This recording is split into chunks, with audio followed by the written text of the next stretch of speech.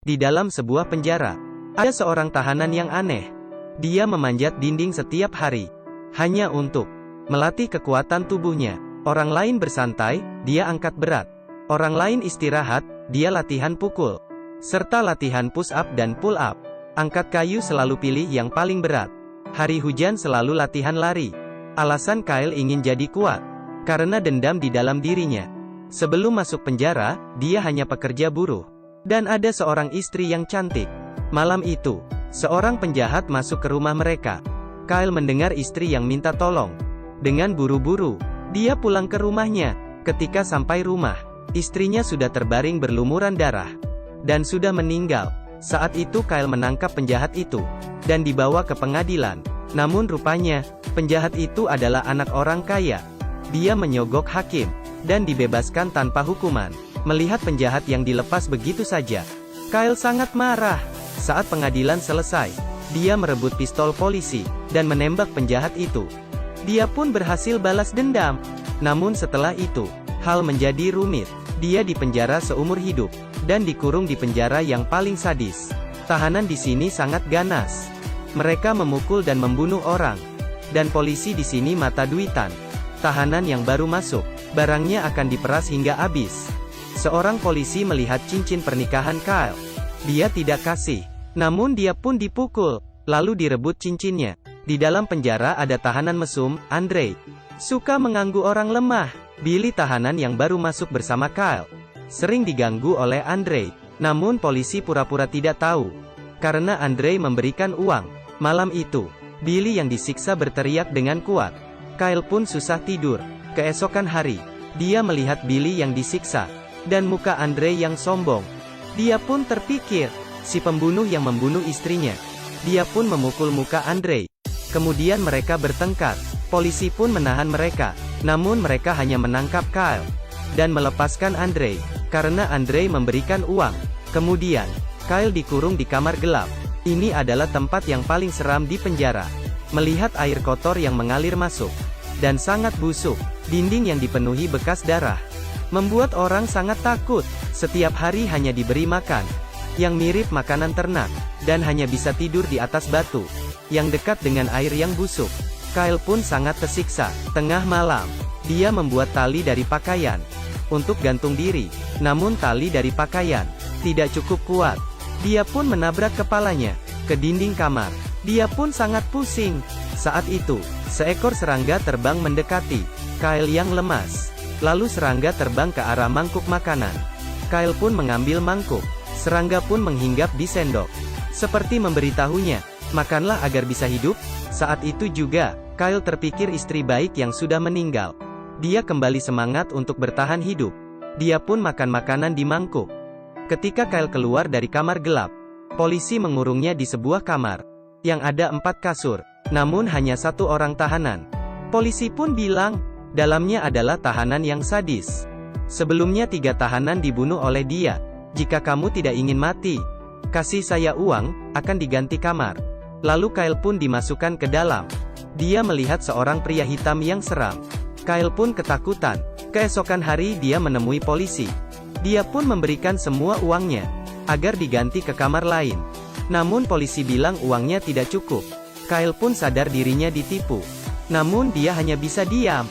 Dia pun mengetahui bahwa ada 3 geng di dalam penjara itu yang sering berkelahi, dan Andre yang dulu dia pukul adalah tangan kanan salah satu geng dan seorang jagoan tinju. Benar, di penjara ini ada pertandingan tinju. Yang menang akan semakin naik daun, yang kalah akan mati di tempat. Polisi dan kepala polisi pun tahu, namun mereka tidak melarang, malah mendukung pertandingan tinju karena bisa mendapatkan untung. Dan gengnya Andre terus mengganggu Kyle. Saat kerja, mereka memukuli Kyle. Polisi hanya melihat dan tidak melarang. Setelah itu mereka mengurung Kyle di kamar gelap.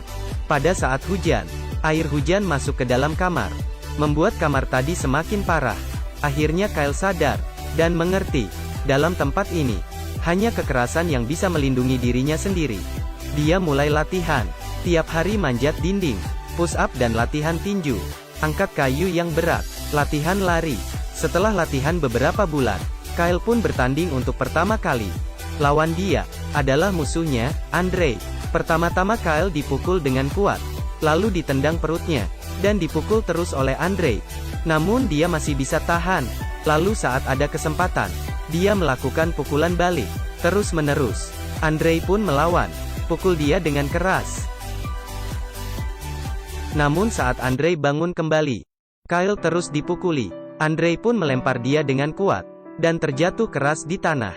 Lalu dia tendang kepalanya dengan dengkul. Kyle yang dipukul hingga hampir pingsan. Saat dia ingin bangun, ditendang lagi oleh Andre. Lalu Andre menyeret dia, dan menabrak tiang besi dengan keras. Saat itu, Kyle menendang bagian bawah Andre, kemudian naik di atas dia, dan menggigit leher dia dengan kuat. Namun saat itu, polisi melihat ada yang salah, berusaha melalai mereka. Namun Andre yang digigit Kyle sudah meninggal. Melihat Kyle, polisi dan tahanan, serta ketua geng, semuanya pun terkejut. Mereka melihat sendiri Kyle yang menggigit leher lawannya, dan suara teriakan yang seperti binatang buas. Tidak ada yang berani mendekatinya. Dari saat itu, Kyle menjadi jagoan tinju yang baru. Cara dia bertarung, jika dipukul sekali, ditahannya, kemudian membalas dengan 4, 5, 6 pukulan, hingga lawannya terjatuh. Dan aturan tinju adalah, yang kalah akan mati. Jadi Kyle membunuh banyak lawan. Dia pun semakin naik daun. Dia memotong rambutnya, dengan gaya yang keren, seperti seorang ketua geng, yang dulunya sering dipukul, sekarang sudah menjadi kuat. Namun seseorang berbeda dengan Kyle. Dia adalah Billy. Dia hanya bisa kabur dari kekerasan di dalam penjara. Beberapa kali kabur, namun ditangkap lagi. Namun tidak putus asa. Hari itu, dia membuka pintu dengan kunci yang dia curi. Dan saat dia ingin mengambil gapit, polisi menemukan dia. Kali ini Billy disiksa dengan sadis. Polisi mengurungnya dengan pria yang kuat, dan disiksa hingga hampir mati. Sebelum Billy meninggal dia bilang, jangan berubah menjadi orang yang mereka inginkan. Kyle pun menyadari kesalahan dia. Dia mulai menolak kekerasan. Dalam satu pertandingan tinju, lawannya adalah tahanan yang membunuh Billy. Kyle langsung menyerah diri. Walaupun dipukul lawan, dia tidak membalas. Hal ini membuat ketua polisi merasa sangat malu di depan tamunya. Dia memerintah polis menangkap Kyle, kemudian diikat, dan memaksa dia untuk bertinju. Jika tidak, maka akan mati di situ. Beberapa hari berlalu, Kyle dijemur di bawah matahari, dan dimandikan di bawah hujan. Kyle pun semakin lemas. Namun dia tidak menyerah. Semua tahanan lain terharu dengan semangat penolakan dia. Mereka pun mulai mengerti. Semua pertandingan tinju di dalam penjara, pemenangnya hanya ketua polisi. Para tahanan hanya sebagai korban. Jadi semua geng pun sepakat untuk tidak mengikuti pertarungan tinju. Kepala polisi pun sangat marah. Dari semangat Kyle, akhirnya penjara menjadi damai, dan polisi tidak berani membunuhnya. Jika dia dibunuh, dia akan menjadi pahlawan. Kyle pun akhirnya dilepas. Ketua polisi pun berencana membunuh dia. Namun bukan dilakukan oleh polisi. Dia melepaskan seorang tahanan. Dia bertubuh besar, seperti seorang raksasa. Dia melepaskan ikatan dan mulai menyerang, serta memukuli Kyle hingga hampir cacat, dan mencekiknya hingga hampir mati. Pada saat itu juga, Kyle berusaha memukul pintu besi. Raksasa yang mendengar suara itu pun melepaskan tangannya. Rupanya, setiap Kyle dikurung di kamar gelap, dia mendengar orang sebelah mengetuk dinding. Dia pun akan membalas dengan ketukan. Dan akhirnya, mereka pun menjadi teman misteri. Dan dia adalah si raksasa. Si raksasa tidak pintar, namun dia mengenali Kyle, dan memegang muka Kyle. Ketua polisi pun sangat bingung. Dia memerintah bawahan menembak si raksasa. Si raksasa demi melindungi Kyle, dia menahan tembakan dan menyerang polisi, hingga mereka terluka parah. Dengan sisa tenaga, dia membuka pintu penjara, dan akhirnya terjatuh. Tahanan yang marah pun keluar, dan menyerang polisi. Kemudian kekacauan dimulai. Mereka merusak, membakar dan kabur penjara. Akhirnya polisi mengerahkan tim khusus untuk menembak mereka, dan menahan mereka. Pada kekacauan kali ini, Kyle bertemu dengan tahanan pria hitam itu. Rupanya dia bukan pembunuh sadis. Dia adalah seorang hakim. Orang yang mati di tangan dia adalah penjahat tingkat tinggi. Pria hitam itu menyimpan sebuah buku. Di dalamnya adalah bukti kekerasan polisi selama bertahun-tahun. Dia memberikannya ke Kyle, agar Kyle melaporkannya saat di luar. Bagaimana cara Kyle keluar? Sudah direncanakan oleh pria hitam itu. Dia ingin Kyle mengikuti pertandingan tinju. Menang ataupun kalah, ketua polisi pasti akan membawanya pergi untuk dibunuh. Dan saat itu, adalah waktu yang tepat untuk kabur penjara. Akhirnya Kyle mengikuti pertandingan tinju. Lawannya adalah orang yang membunuh Billy. Kali ini dengan kekuatan penuh. Kyle melawan dia, lalu dilempar ke tiang kayu. Dan berhasil membalas dendam untuk Billy. Dan Kyle pun dibawa pergi. Saat di garasi mobil, pria hitam itu pun menyerang polisi. Dan membunuh para polisi. Lalu dia menyuruh Kyle memakai baju polisi. Dan pergi menggunakan mobil ketua polisi.